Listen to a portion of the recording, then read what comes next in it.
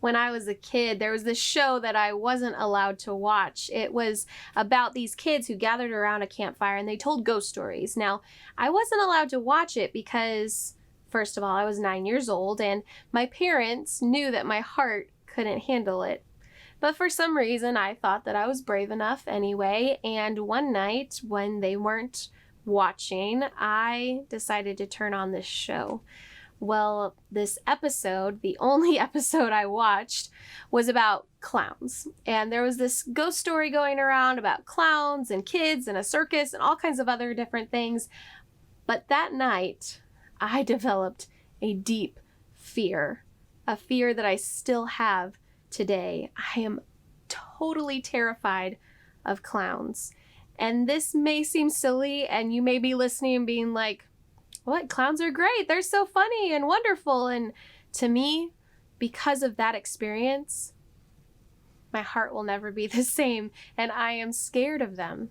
I have a fear of them. Now I know that it's not real. I know that story isn't true. But for me, as a 9-year-old little girl, watching that episode, it really instilled a fear in me. You see, my parents knew better. I doubted them, of course. My children doubt me. But as a mother now, I see that my parents were trying to protect me. They knew that my heart couldn't handle that type of fear. In Proverbs chapter 4, verse 23, it says, "Above all else, guard your heart. It is the wellspring of life."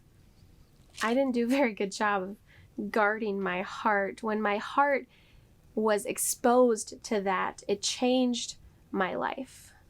The heart is the wellspring of life. The heart is what gives us life. And when it is tainted in some way, it's hard to fix that. It's hard to make that pure again.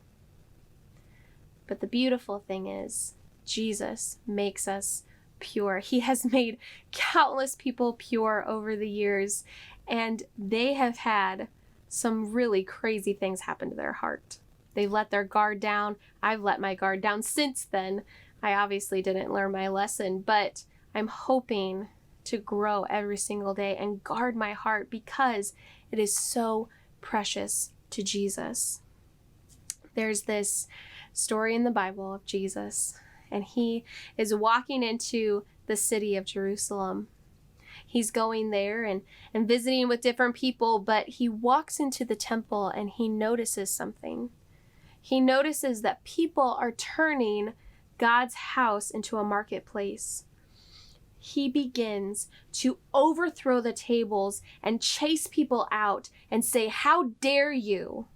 This is a place of worship." He cleanses the temple. He makes it pure again. Sometimes we need a temple cleansing. Sometimes there are tables in our lives that God has to overthrow. Are there tables in life that Jesus needs to turn to cleanse you, to make you pure? He calls us into a life of purity, not because he wants us to have this goody two-shoes attitude about life. He calls us into purity because that's how he originally created us. He created us to be a reflection of his purity, his holiness, and his standard of living. Purity is who we were always created to be.